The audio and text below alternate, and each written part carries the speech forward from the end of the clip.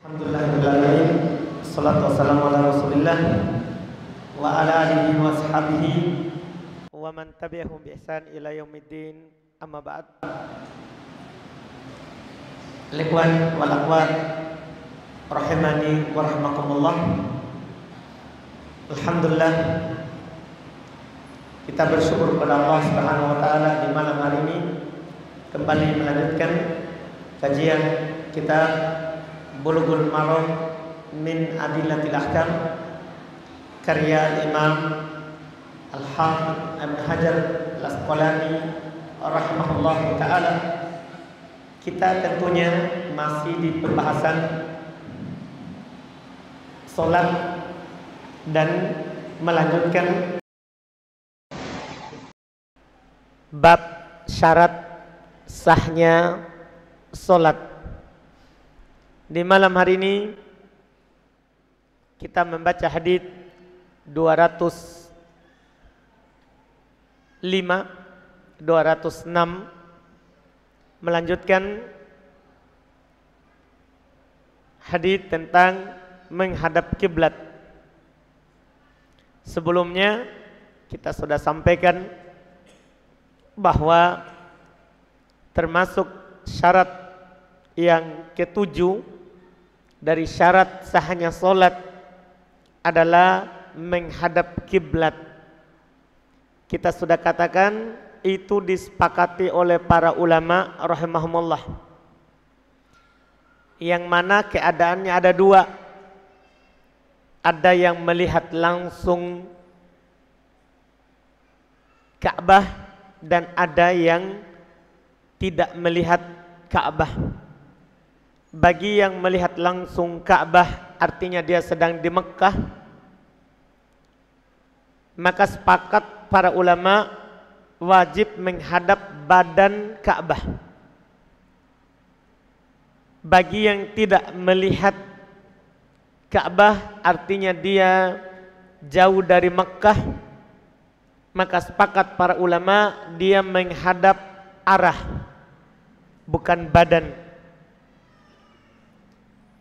Dan itu yang dimaksudkan adalah solat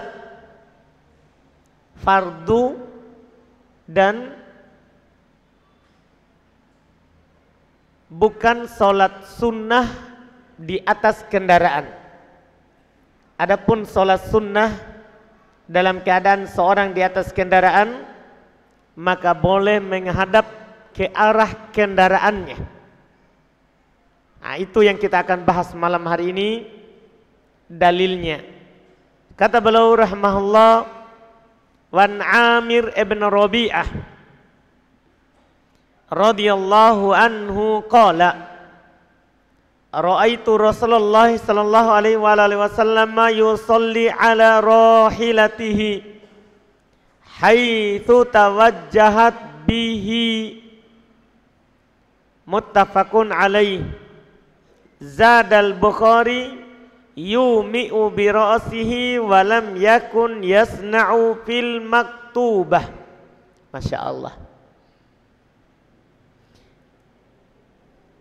Kata beliau dari Amir ibn Rabi'ah radhiyallahu ta'ala anhu, beliau berkata, saya melihat Rasulullah sallallahu alaihi wasallam salat di atas kendaraannya,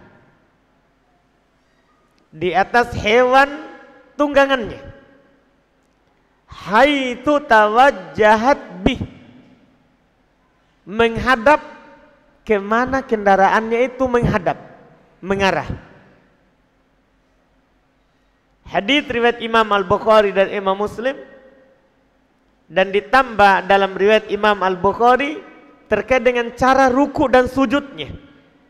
Kata beliau yumi'u bi ra'sihi, beliau mengisyaratkan dengan kepalanya, yang mana sebentar juga akan diterangkan bahwa Nabi menjadikan isyarat kepalanya itu sujud lebih rendah daripada ruku. Sebentar kita akan sebutkan haditsnya.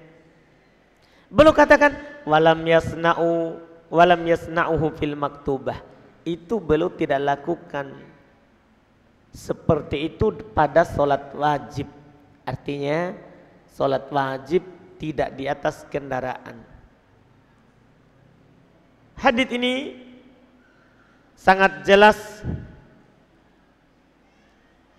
yang beliau ingin sampaikan kepada kita. Pertama, boleh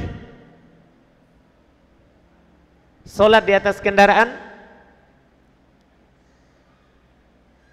ketika itu solat sunnah. Itu yang pertama. Yang kedua, boleh menghadap ke arah kendaraan, ke arah dia berjalan. Ini tidak ada silang pendapat. Dinukil oleh Imam Ibn Abdul Bar rahimahullah, beliau berkata ajma'u ala annahu jaizun likulli man safara safaron tuqasaru fihi shalah ayu salliyat tatawwu'a ala dabatih wa rahilatihi haitsu tawajjahat bihi wa yumi'u ima'an yaj'alu sujud akhfad minar ruku' wa yatashahhad wa yusallim wa huwa jalisun ala dabatihi. Masya Allah, faedah yang sangat penting dinukil kesepakatan oleh Imam Ibn Abdul Bar. Kata beliau sepakat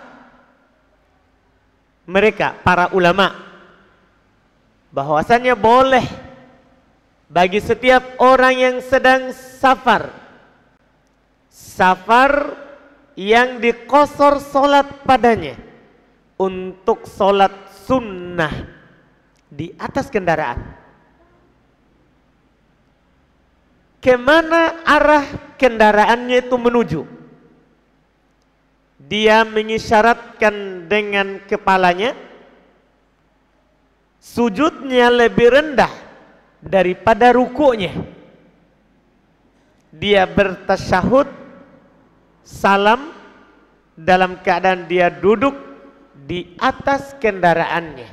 Ini semua disepakati, tidak ada silang pendapat. Cuma ada satu pertanyaan kita. Kan Ibn Abdul Bar rahimahullah belum menukil itu kalau sedang safar. Apakah boleh kalau lagi mukim? Maksudnya kita lagi tidak safar, ada seorang lagi di atas kendaraannya, tapi dalam kotanya tidak safar, boleh nggak sholat sunnah di atas kendaraan? Kalau sedang mukim, bukan sedang safar. Iya. Kalau yang ini diperselisihkan oleh para ulama rahimahullahu ta'ala, boleh atau tidaknya. Mayoritas ulama berpendapat ini khusus safar, karena memang penukilannya Nabi sallallahu alaihi wasallam sholat di atas kendaraannya, ini penukilan saat safar, bukan saat mukim. Bukan saat mukim. Iya. Kenapa juga saat safar boleh, saat mukim tidak? Ini pendapat mayoritas. Karena safar berat kalau kita setiap mau sholat turun dulu, berhenti dulu untuk melakukan sholat sunnah. Berat, sehingga diringankan. Berbeda saat kita mukim, kita ada di rumah, kita bisa turun di rumah kita lakukan di rumah. Itu mudah bagi kita, tidak memberatkan. Maka ini hal yang sesuai dengan maksud syariat di dalam hal ini. Ini yang disebutkan, walaupun di sana ada sebagian ulama seperti Abu Yusuf, temannya Imam Abu Hanifah, berpendapat boleh. Hal tersebut boleh. Walaupun kita lagi dalam kota. Kita lagi di kendaraan, mau sholat sunnah, boleh dilakukan. Iya, boleh dilakukan. Iya. Ini pendapat. Tapi pendapat mayoritas itu lebih cocok, lebih kuat karena sesuai dengan dalil tadi. Karena tidak bisa kita kiaskan. Karena dalil yang mengatakan boleh, dia kiaskan safar dengan mukim. Kan beda. Beda safar, beda mukim. Kias ketika ada perbedaannya tidak diterima. Ketika ada perbedaannya tidak diterima. Kemudian beliau rahimahullah berkata, wali Abi Daud min hadithi Anas. Dalam riwayat Imam Abu Daud dari hadits Anas radhiyallahu anhu qol, wa kana idza safara wa fa arada ayyatatawwa istaqbala binaqatihil kiblata fakabbara thumma shalla haitsu kana wajhu rikabihi. Ini mempertegas hadis tadi yang beliau sebutkan sebelumnya riwayat Bukhari Muslim.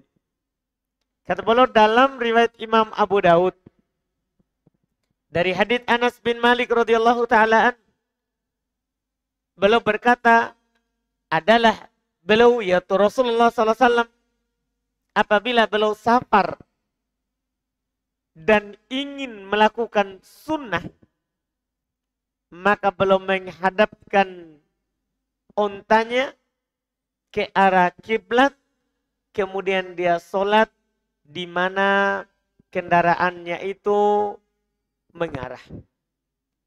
Hadits ini riwayat Imam Abu Daud dan kata beliau wa isnaduhu hasan. Sanadnya hasan. Hadits ini menunjukkan satu poin tambahan untuk kita di samping apa yang kita ambil tadi. Boleh bagi yang sholat sunnah di atas kendaraan, dia mengarahkan dulu badannya. Kalau kendaraan yang tidak bisa diarahkan ke kiblat, diarahkan dulu badannya ke kiblat, baru dia takbir, setelah itu menghadap ke arah kendaraan. Boleh dengan dalil ini. Dan ini hukumnya tidak wajib, tapi boleh. Karena ini perbuatan dari Nabi kita Muhammad SAW, dan ini yang dipegang oleh mayoritas ulama, dikuatkan oleh Syekh Abdurrahman Ibn Nasir As-Sa'di, dikuatkan oleh Syekh Ibn Utsaimin, dikuatkan oleh Syekh Mukbil, dikuatkan juga oleh Ibnul Qayyim sebelumnya. Yaitu tidak wajib melakukan itu, tapi boleh. Kita hadapkan dulu badan, misalnya anggaplah sekarang kendaraan kita lagi hadap sini, kiblat sini. Kita hadap dulu ke sini, takbir, sebentar baru hadap sini. Boleh. Iya. Atau kita lagi hadap sini, kiblatnya di belakang kita. Boleh kita menghadap dulu ke arah kiblat, takbir, setelah itu kembali ke arah kendaraan. Itu dibolehkan. Dan boleh juga tidak dilakukan. Dan boleh juga tidak dilakukan. Ini sekali lagi kemudahan syariat kita. Kita boleh beribadah dimanapun tempat kita. Adapun sholat wajib, maka tentunya tidak boleh di atas kendaraan. Dinukil kesepakatan oleh para ulama seperti Al-Imam An-Nawawi, Al-Imam Ibnul Mulaqin, dan yang lainnya. Sholat wajib tidak boleh di atas kendaraan kecuali darurat. Darurat itu kalau kita tunggu turun akan keluar waktu. Tidak bisa diakhirkan. Kalau bisa diakhirkan boleh. Nabi melakukan hal itu. Beliau sallallahu alaihi wasallam kalau sudah masuk waktu maka belum lakukan jamak takdim, baru safar. Kalau belum masuk waktu, maka belum lakukan jamak ta'khir, sampai baru ya sholat. Ini yang dilakukan. Tapi kalau misalnya kita tidak bisa turun, kita naik kapal laut tidak bisa turun, kita naik pesawat tidak bisa turun, apakah boleh sholat di atas kendaraan? Boleh kalau darurat. Kita tunggu sampai akan keluar waktu. Ini dibolehkan karena darurat namanya. Kita di atas pesawat berjam-jam. Kalau kita tunggu turun ini akan keluar waktu. Lewat waktunya, maka kita sholat di atas kendaraan. Kita sholat di atas kendaraan. Ini tentunya dibolehkan karena darurat. Karena darurat. Sebagaimana dinukil oleh para ulama kita. Ada orang sedang berada dalam ketakutan yang sangat, maka boleh dia sholat sesuai dengan keadaannya. Kalau lagi takut akan keluar waktu, boleh dia sholat sambil berlari. Bahkan boleh dia sholat sambil berjalan. Boleh dia sholat dalam keadaannya apapun. Ini kenapa ini? Darurat. Adanya rasa takut tidak menggugurkan kewajiban sholat. Tidak menggugurkan kewajiban sholat. Iya, ini dia sholat sesuai dengan keadaan ya yang dia waktu itu jumpai. Kemudian berikutnya kita sudah keluar dari pembahasan kiblat. Sekarang kita masuk di permasalahan tempat sholat. Kita telah melewati sebelumnya bahwa tempat sholat itu harus suci dari najis. Harus suci dari najis.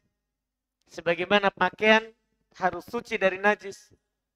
Badan harus suci dari najis. Iya. Tapi di sana ada tempat yang tidak boleh kita sholat padanya.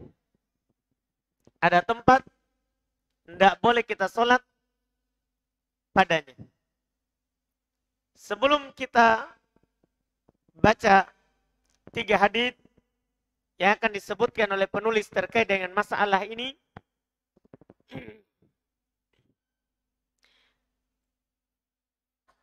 saya akan bacakan dulu hadits yang penulis tidak sebutkan. Dalam riwayat Imam Al-Bukhari dan Imam Muslim. Belum dah sebutkan karena belum fokus pada tempat yang dilarang sholat padanya. Jadi dalam hadits riwayat Imam Al-Bukhari dan Imam Muslim, Nabi SAW bersabda, Waju'ilat liyal ardu masjidaw wa tahura. Dijadikan untukku. Ini kekhususan Nabi SAW dan umat Islam. Hanya dijadikan untuk oleh Allah Subhanahu wa Ta'ala, bumi ini seluruhnya tempat sholat. Itu namanya hukum asal yang harus kita pegang.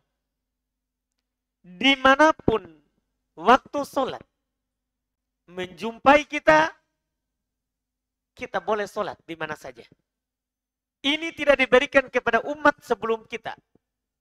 Kalau umat sebelum kita, mereka harus punya tempat khusus, baru boleh sholat di situ. Kita umat Islam, dimanapun, kata Nabi, ayyuma rajulin adrokatus sholah, dimanapun, siapapun, kapanpun seorang dijumpai oleh yang namanya sholat, maka dia sholat di situ. Iya, ini pada dasarnya.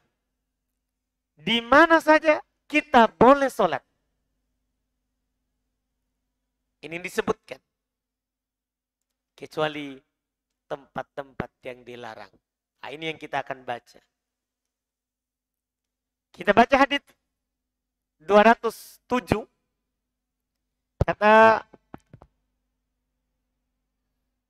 penulis rahimahullah, Wan Abi Sa'id radhiyallahu taala an qala anna Nabiy sallallahu alaihi wasallam qala al-ardu kulluha masjidun illal maqbarah wal hammam. Rawahu Tirmidzi wa lahu illah. Kata beliau dari Abu Sa'id Al-Khudri radhiyallahu taala anhu, beliau berkata bahwasanya Nabi sallallahu alaihi wasallam bersabda, al-ardu kulluha masjid. Bumi ini seluruhnya masjid, tempat sujud, tempat solat. Illal maqbarah wal hammam, kecuali kuburan dan WC. Kecuali kuburan dan WC. Kata beliau diriwayatkan oleh Imam At-Tirmidzi dan dia memiliki cacat. Hadits ini riwayat Imam At-Tirmidzi, dia walaupun memiliki cacat, tapi dia adalah hadits yang sahih disebabkan banyak yang meriwayatkannya. Disebabkan banyak yang meriwayatkannya, banyak pendukungnya. Sehingga dia adalah hadits yang sahih. Adalah hadits yang sahih. Kita baca lagi hadits berikutnya, baru kita ambil fikihnya. Kata beliau, wa ani bin Umar radhiyallahu taala anhuma qala nahan Nabi sallallahu alaihi wa alihi wasallam ayu salliya fi mawatin al mazbalah wal majzarah wal maqbarah wa qari'atit tariq wal hammam wa ma'atinil ibil wa fawqa dhahri baitillahi ta'ala. Rawahu Tirmidzi wa dha'afah. Ini hadis berikutnya menyebutkan banyak tempat. Kalau tadi hadis pertama disebutkan 2, kubur dan hammam. Kuburan dan WC. Di sini hadis Ibnu Umar radhiyallahu taala anhu beliau berkata, Rasulullah sallallahu alaihi wasallam, Nabi Muhammad sallallahu alaihi wasallam melarang untuk sholat di 7 tempat. Fi sab'i mawatin. Nabi melarang untuk sujud di 7 tempat. Al-mazbalah, 1 tempat buang sampah. Wal majzarah, 2 tempat penyembelihan. Wal maqbarah, 3 tempat kuburan. Wa qari'atit tariq, ini yang keempat, di tengah jalan. Wal hammam, ini yang kelima, WC. Wa ma'atinil ibil, ini yang keenam, kandangnya unta. Yang ketujuh, wa fawqa dhahri baitillah, dan di atas Ka'bah. Ya, memang sekarang kalau ada orang mau naik, tidak ada yang bisa. Tapi kalau ada yang coba-coba, enggak boleh pergi sholat di situ. Iya. Kata beliau riwayat Imam At-Tirmidzi, dan Imam At-Tirmidzi dhaifkan. Memang dhaif, bahkan ini hadis dikatakan palsu. Yang menyebutkan langsung 7 tempat. Kenapa? Karena di dalam sanadnya ada rawi yang bernama Zaid Ibnu Jabirah. Dia adalah rawi yang matruk, ditinggalkan haditsnya. Imam Tirmidzi belum sebutkan, tapi belum nyatakan dhaif. Belum nyatakan dhaif. Jadi hadits ini dhaif. Sebentar kita akan sebutkan faedah fikihnya. Hadits ketiga. Kata beliau wa an Abi Marsad Al-Ghanawi radhiyallahu ta'ala anhu qala sami'tu Rasulullah sallallahu alaihi wasallam yaqul la tusallu ilal qubur wa la tajlisu 'alaiha rawahu Muslim. Dari Abu Marsad Al-Ghanawi radhiyallahu ta'ala anhu beliau berkata, saya mendengar Rasulullah sallallahu alaihi wasallam bersabda, jangan kalian sholat menghadap ke kuburan dan jangan duduk di atasnya. Ini diriwayatkan oleh Imam Muslim, tentunya sahih. Kita bicarakan dulu yang paling sahihnya, yaitu sholat di kuburan atau menghadap ke kuburan.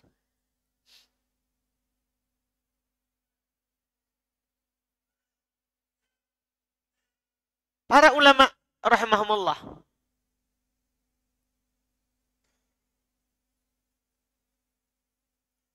mereka membicarakan solat di kuburan. Solat di kuburan, menghadap ke kuburan atau di atas kuburan, itu dilarang. Jelas. Tapi apakah sah atau tidak solatnya? Kalau ada orang solat, ada masjid, ada kuburannya, hadap kuburan, sah atau tidak solatnya? Ada silang pendapat terkait dengan keabsahannya. Kita bisa melihat ada yang fatwakan sah, ada yang fatwakan tidak sah. Karena memang para ulama berselisih pendapat. Apa sebabnya berselisih pendapat? Sebabnya adalah karena ada dua dalil. Satu dalil umum, dua dalil, yang kedua dalil khusus. Dalil umum itu yang bagaimana? Dalil khusus itu yang bagaimana?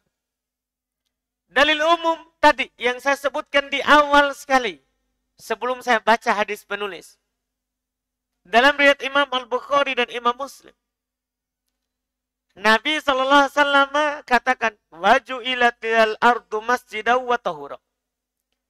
Dijadikan untuk bumi ini sebagai tempat sholat. Tidak ada sama sekali yang Nabi kecualikan. Sehingga mereka mengatakan, sholat menghadap ke kuburan sah. Walaupun itu dibenci. Berdalil dengan hadis ini. Kan tidak ada pengecualian. Semua kuburan juga itu bumi. Dipahami mungkin pendalilannya? Kuburan juga itu adalah apa? Bumi. Masjid yang ada kuburannya juga bumi. Kan sama-sama bumi. Masuk di hadis. Masuk di hadis. Sementara ulama yang lain mereka berpendapat haram, batal sholatnya. Apa dalilnya? Dalilnya hadis khusus. Nabi SAW bersabda, la tusallu ilal kubur. Jangan kalian sholat ke kuburan. Ini larangan. Kaidahnya al-aslu fin nawahi at-tahrim wa tufidul fasad. Asal dalam larangan menunjukkan haram dan memberikan faedah batal, rusaknya ibadah itu. Itu yang dipakai. Itu kaidah yang mereka sebutkan. Pertama haram, yang kedua batal. Dan ini juga kata mereka pembahasannya dari sisi tauhid, ini dari ila syirik, pengantar kepada kesyirikan. Karena nanti orang akan berkeyakinan yang berbeda antara sholat menghadap kuburan kiai, syekh dengan sholat di tempat yang lain. Karena ada orang berkeyakinan lebih berkah di situ daripada tempat lain. Ini akan menyebabkan nanti orang sholat bukan karena Allah, tapi karena penghuni kubur. Maka ini mereka katakan ini adalah haram. Kita katakan seperti itu. Iya. Ini dua pendapat dan dari dua pendapat ini memiliki dalil masing-masing. Dalil masing-masing. Mana yang kuat dari dua pendapat ini, maka kita butuh mengkaji dalilnya. Suatu kaidah dalam ilmu berdalil, kalau kita dapat dalil yang sepertinya bertentangan. Iya. Ini kan tadi Nabi bilang, bumi semuanya bisa dipakai sholat. Tapi di hadits yang kedua, jangan sholat ke kuburan. Jangan sholat ke kuburan. Maka dari dua dalil itu bisa dikompromikan. Gimana caranya? Ya asalnya bumi ini boleh kita tempati untuk sholat. Kecuali kuburan. Kecuali kuburan. Itu didukung oleh hadits Abu Sa'id yang kita baca. Kata Nabi, al-ardu kulluha masjid. Bumi ini semuanya tempat sholat. Illal maqbar wal hammam. Kecuali kuburan dan WC. Didukung juga oleh hadits riwayat Imam Al-Bukhari dan Imam Muslim dari Aisyah. Tidak disebutkan oleh penulis. Nabi SAW bersabda, la'anallahu al-yahuda wan nasara ittakhadhu qubur anbiya'ihim masajida. Allah melaknat orang Yahudi dan orang Nasara. Mereka jadikan kuburan para nabi mereka sebagai masjid. Mereka kalau meninggal orang soleh di antara mereka, maka mereka bangun masjid di kuburan. Atau dia kubur di tempat ibadahnya. Baru mereka sholat di situ. Kata Nabi, Allah melaknat perbuatan itu. Ini laknat. Tidak pas kalau kita katakan makruh.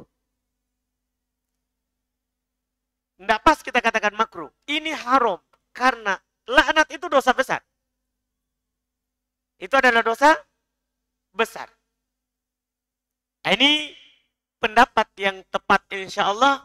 Dan ini pendapat yang dipilih oleh Syekhul Islam Ibn Taimiyah. Haram dan batal. Solat menghadap ke kuburan. Ini juga dipilih oleh Al-Imam Asy-Syaukani. Ini dipilih oleh Syekh Abdurrahman bin Nasir Sa'di. Ini dipilih oleh Syekh Ibn Utsaimin.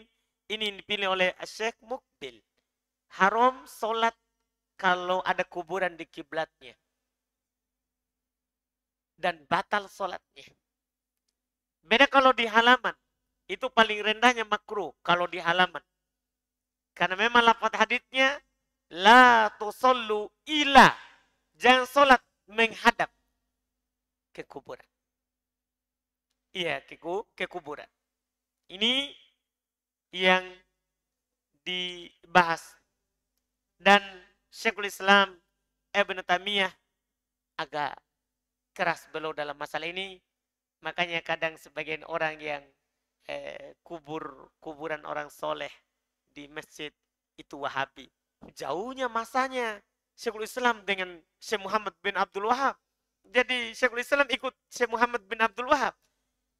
Itu karena ta'assub saja. Itu ke fanatik buta.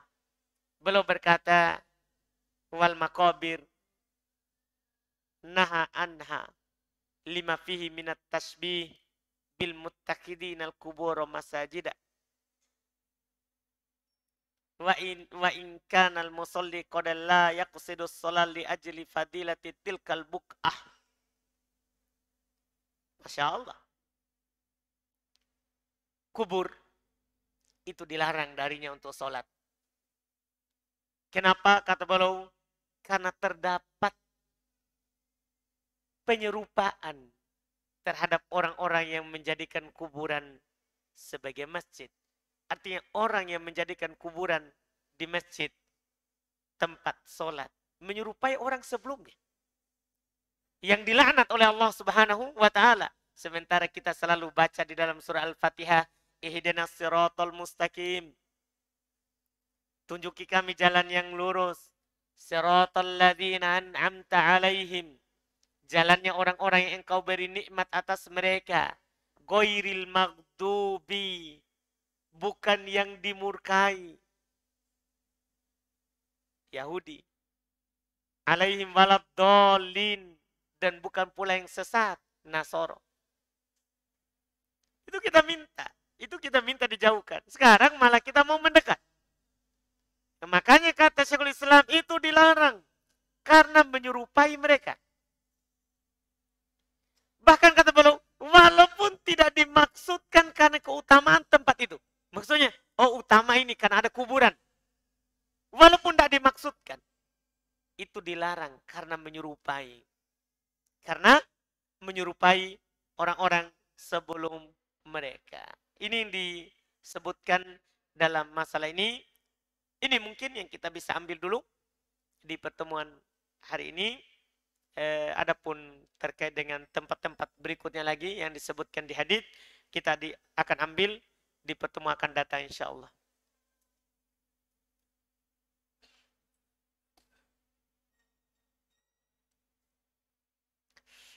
Kita masuk di tanya jawab. Boleh bertanya langsung, boleh juga lewat kertas. Ikhwan ataupun akhwat silakan.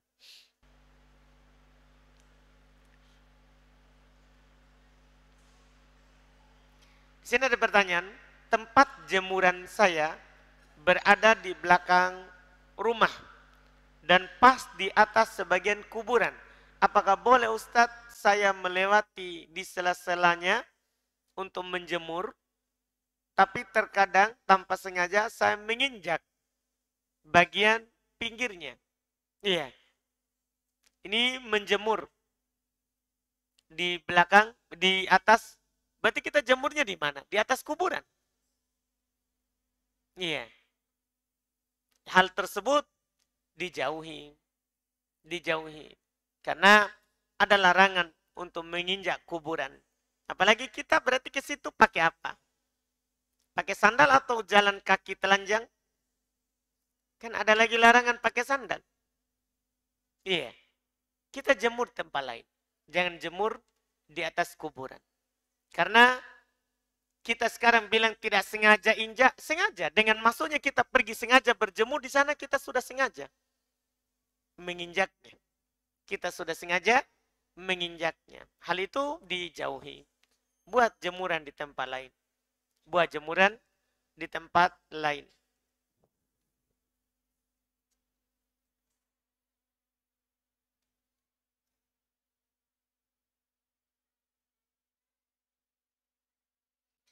Saya meminjamkan orang uang untuk beli makanan. Tetapi saya juga memakannya. Apakah ini riba? Kalau kita persyaratkan, kita bilang boleh kamu beli pakai uang saya, tapi saya juga ikut makan. Maka riba. Riba qard. Karena setiap manfaat dari pinjaman itu riba. Itu adalah riba. Kalau dipersyaratkan. Tapi kalau tidak dipersyaratkan, ya, dan mereka memang mau makan-makan, tapi ini yang mau kasih makan, lagi tidak ada uang, dia bilang saya pinjam uangmu dulu. Kemudian dia juga ikut makan. Karena pemberian dari temannya bukan karena dia ingin ya makan disebabkan karena pinjamannya tadi. Iya, tidak ada seperti itu. Boleh, bukan riba. Boleh dan itu bukan riba.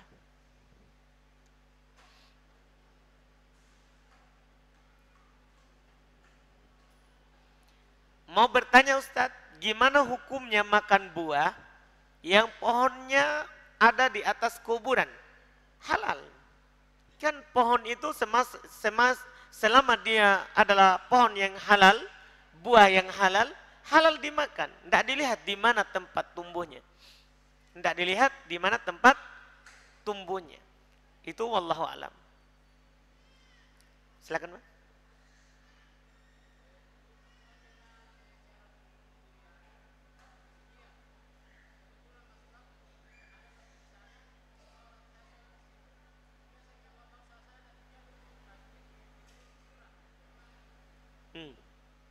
Jadi beliau katanya pernah sholat di suatu masjid.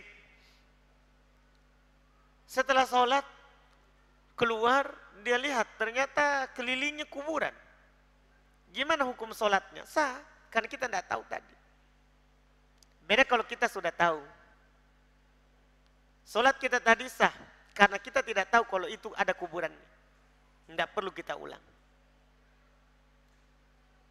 Silakan, Pak.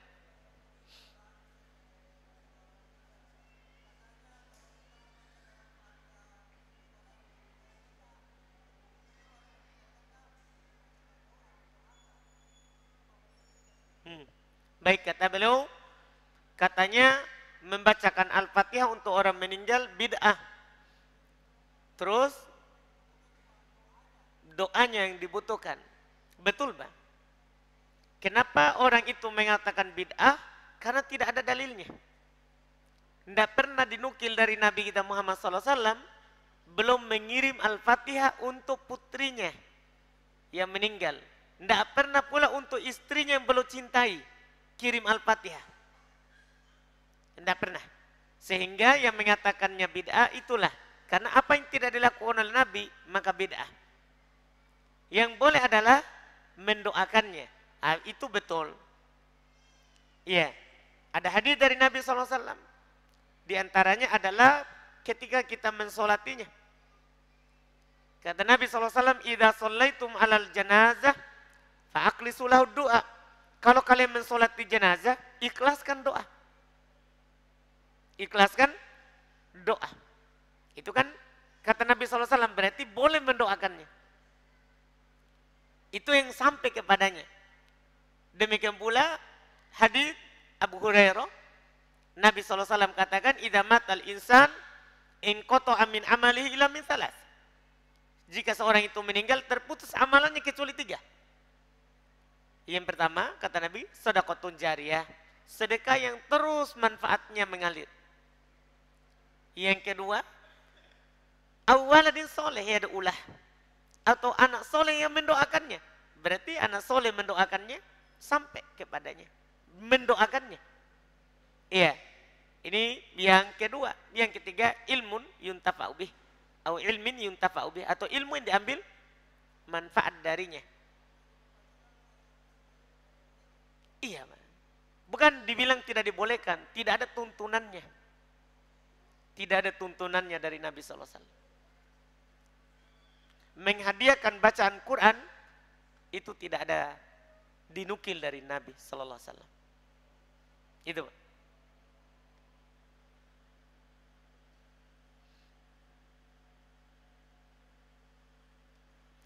Sini ada pertanyaan, apakah sama cara berwudu akhwat dan ikhwan pada bagian kepala, yaitu dari depan dan belakang? Sama, tidak ada perbedaannya.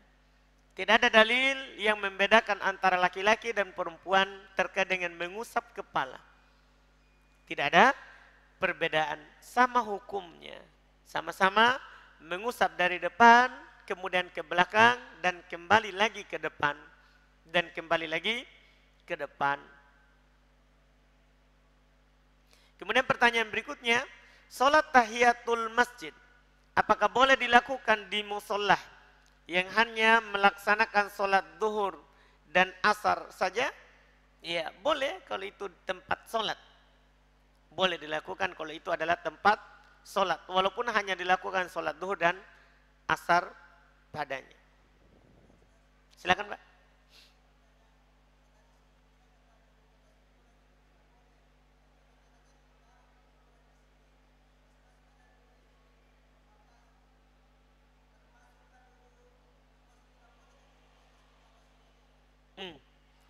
Itu, Pak, kita bilang di atas kuburan atau apa itu? Kalau ada orang duduk di atas pembatasnya itu, lingkarannya kuburan, kita bilangnya apa? duduk di atas kuburan atau bukan? Bahasanya orang Pak, kalau kita duduk di situ, orang bilang apa Ki? Iya, apa dia bilang?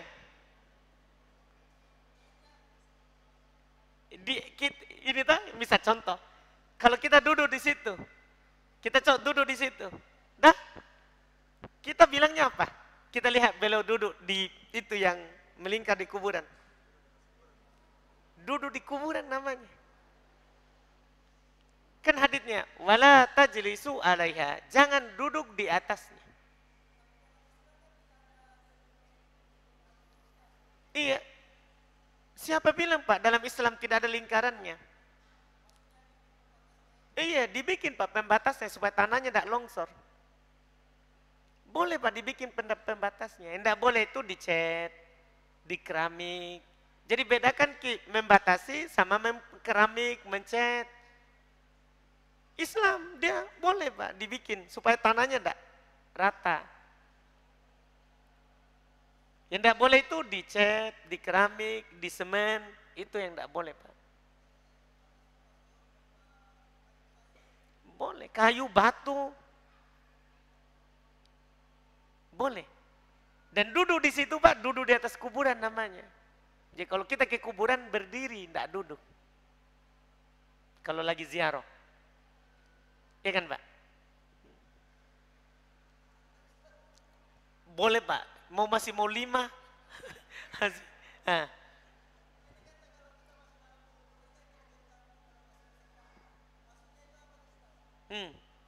Maksudnya melepaskan.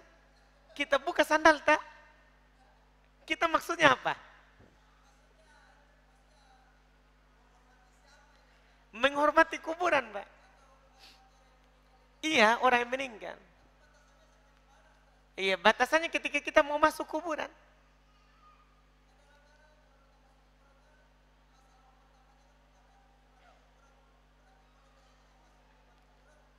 Iya, kan ini ada kuburan sini semua. Kuburan keluarga tak masih jauh. Di sini sudah buka, Pak. Karena gini, Pak, dalam Islam orang yang sudah meninggal sama dengan orang yang telah masih hidup. Sekarang Pak, ada orang semua rumahnya di sini. Langsung kita datang dari luar, kita pakai sandal. Gimana itu Pak?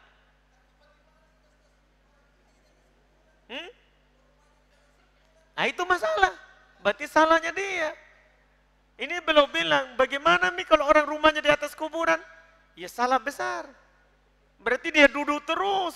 Bukan hanya duduk, dia kencing, dia tidur, dia salah Pak. Tidak boleh. Duduk saya tidak boleh, apalagi bangun rumah. Jangan bilang rata-rata Pak. Masa kita bilang rata-rata? Iya. Di mana itu orang rumahnya di atas kuburan? Berarti itu salah. Itu merampas tanah orang yang telah meninggal. Itu sama dengan mencuri Pak. Nanti kita akan bicarakan juga apa hukum sholat di atas rumah tanah yang dirampok. Ini perampok itu Pak. Sudah di atas kuburan, tanah dirampok. Dia rampok dari orang yang meninggal. Dosa Pak. Tidak boleh. Dosanya itu disepakati. Sah nggak sholatnya? Itu. Kalau di atas kuburan tidak boleh memang. Seperti itu. Masih ada Pak? Pikir-pikir makin lagi. Rumah tak di mana Pak? Di kuburan? Oh di kuburan insya Allah. Saya juga Pak. Nanti. Tapi maksudnya sekarang rumah tak enggak di kuburan Ji? Enggak Ji? Iya, kan nanti itu Pak toh. Itu nanti. Tapi sekarang rumah tak? Rumah tak sekarang? Bukan jadi kuburan? Bukan Ji. Alhamdulillah. Aman berarti. Silakan Pak.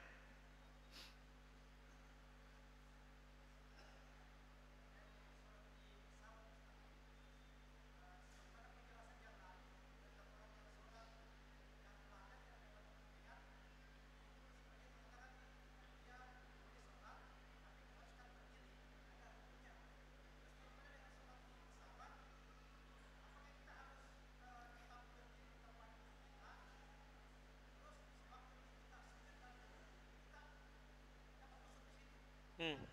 Baik. Sekarang ini ada kata pertanyaan sholat di atas pesawat. Ini darurat ya, karena kita turun akan keluar waktu. Kan sholat kan sebelumnya sudah jelaskan. Harus berdiri. Harus berdiri. Ini Pak kalau mampu.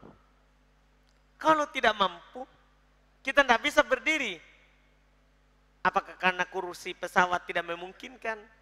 Mau berdiri di antara kursi itu orang lalu lalang. Ya kan? Kan ini tidak mampu Pak. Kata Nabi, wa illam tastati fa qa'idan. Kalau tidak mampu, duduk. Kan di pesawat tidak mampu kita berdiri Pak. Iya kan? Kecuali kita kelas bisnis, pasti luas kursi tak.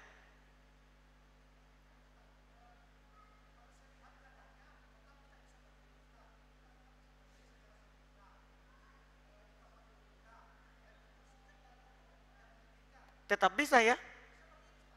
Masa? Saya kira sempit sekali Pak. Nanti ada awan Pak. Nanti ada awan. Pesawatnya goyang. Nah itu masalah Pak tuh. Jangan dipaksa. Iya kan? Nanti lagi datang orang kusuruh ke duduk. Dah, jangan dipaksa. Semampunya saja Pak. Jangan dipaksa.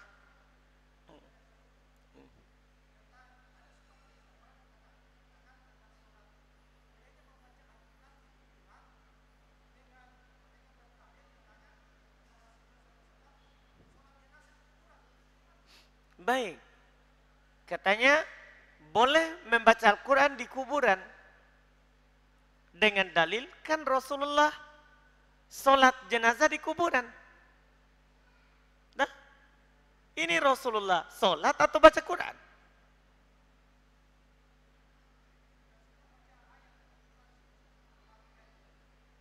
Iya kan? Iya kan? Rasulullah kan baca ayat Quran, baca Al-Fatihah kan di takbir pertama. Dengan dalil ini berarti boleh baca Quran di kuburan. Sekarang saya tanya Ki, ini Rasulullah baca Quran atau sholat? Nah, kenapa dikiaskan padahal beda? Jadi kita tidak boleh meluas, ini ibadah. Ini kan Rasulullah sholat, kebetulan di rakaat takbir pertama ada Al-Fatihah. Adapun membaca Al-Fatihah tanpa sholat, kan tidak pernah dinukil dari Nabi SAW. Iya kan? Kan ibadah kan Pak, tidak boleh kias. Tidak boleh kiaskan diri kita dengan Rasulullah. Rasulullah yang belum lakukan wahyu. Dan harus khusus itu kejadiannya. Dan itu pun bagi yang belum mensolatinya. Nabi kan dikasih tahu meninggal seorang yang membersihkan masjid. Tidak dikasih tahu, belum solati, belum ke sana mensolatinya. Sekarang kita pergi ke sana mensolati atau pergi baca Quran? Apakah kita belum mensolatinya tadi sehingga kita perlu pergi baca Quran? Ya kan Pak? Jadi itu dalil sarang laba-laba. Lemah sekali. Maksudnya sangat mudah dibantah Pak. Iya. Iya kan Pak? Bagaimana kalau dalam pekarangan masjid ada kuburan tapi di belakang, bukan dari kiblatnya? Sudah dibahas tadi. Tidur Ki. Nenda Ji. Alhamdulillah. Alhamdulillah bunyi mi juga Pak. Iya, sudah tadi Pak. Tapi kita tidak dengar. Assalamualaikum. Iya, kita cukupkan